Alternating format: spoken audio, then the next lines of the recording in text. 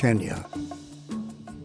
On October 22, 1906, pioneer missionaries Arthur A. Carscallen and Peter Nyambo left England to begin work in Kenya. At that time, it was an unentered territory known as British East Africa. A Canadian, Carscallen was educated at Union College in the United States. His longing to serve took him to Britain.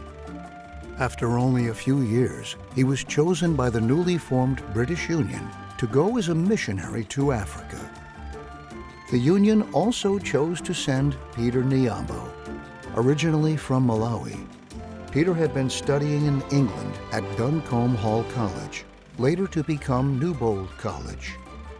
Peter had become a Christian in Malawi and learned of the Sabbath through his own Bible study.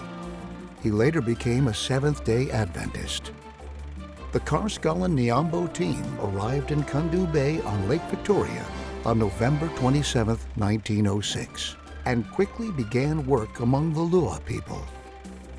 In just over a year, the pair reported that they had established a small mission station at nearby Glendia Hill. Soon other missionaries began to arrive to assist with the work at Glendia Mission. Peter Nyambo moved back to Malawi.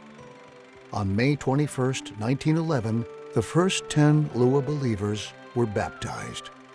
God has blessed his work in Kenya. Thank you to these pioneer missionaries who looked beyond their own horizons to unreached territories. And thanks to those Kenyans who also answered the call to mission. Today, there are more than 1 million Seventh-day Adventists in Kenya, worshiping in more than 10,000 churches and companies. 1 in 49 people is a Seventh-day Adventist. To those pioneer missionaries, we say, Asante Sana.